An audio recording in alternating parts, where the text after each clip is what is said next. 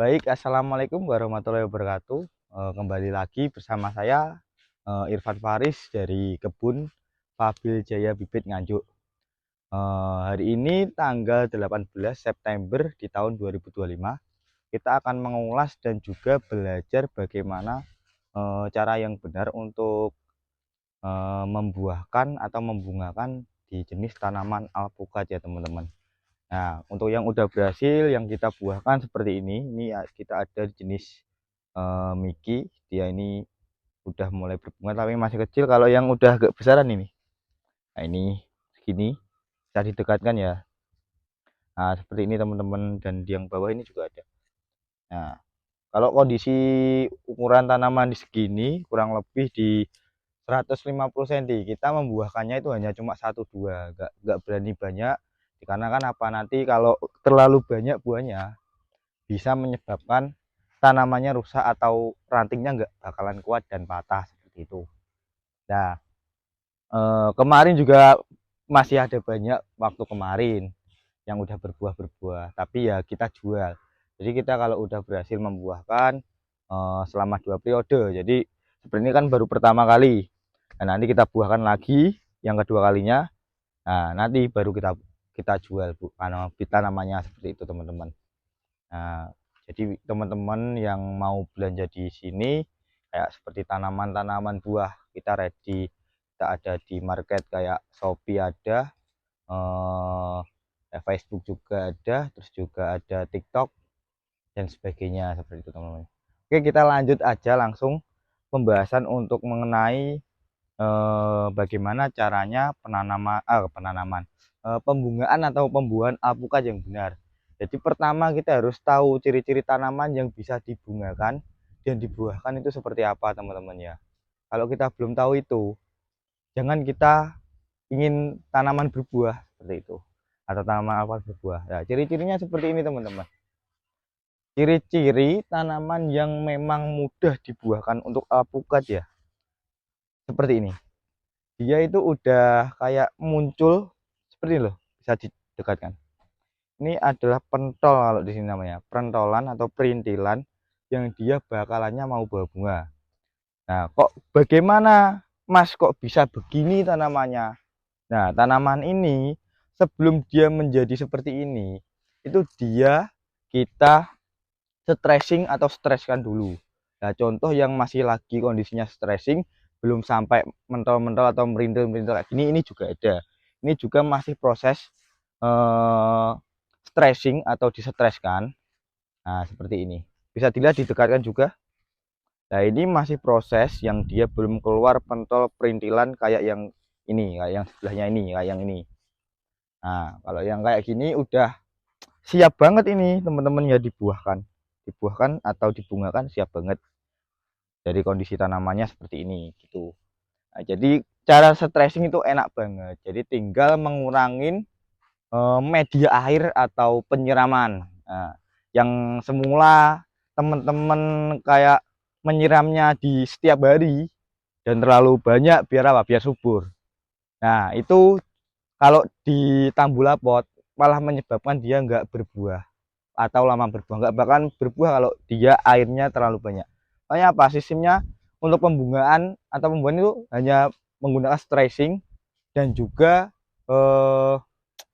digores-gores gitu loh, apa namanya ya, kayak dilukai tanamannya seperti itu. Tapi kalau dilukai itu bisa menyebabkan mati, lebih baik stressing aja kalau eh, mau membuahkan alpukat gitu teman-teman. Nah, yang perlu diketahui juga, jangan lupa untuk ukuran pot semakin kecil itu semakin enak kita menyetressing tanaman gitu. Jadi potnya jangan besar-besar, cukup yang kecil aja. Ini ukur di 35 liter untuk planter kita ya. Jadi nggak perlu gede-gede potnya. Jadi semakin media kecil semakin enak menyetressing dan juga semakin enak untuk pembungaannya gitu. Nah, untuk pupuknya kita menggunakan apa? Tetap penggunaan kita tetap pakai pupuk ini. Namanya apa? MKP Pak Tani. MKP Pak Tani. Jadi dari masa untuk belum berbunga, untuk berbunga, biar bisa berbunga, kita cuma pakai pupuk ini. Soalnya apa? Udah terbukti kita pakai ini itu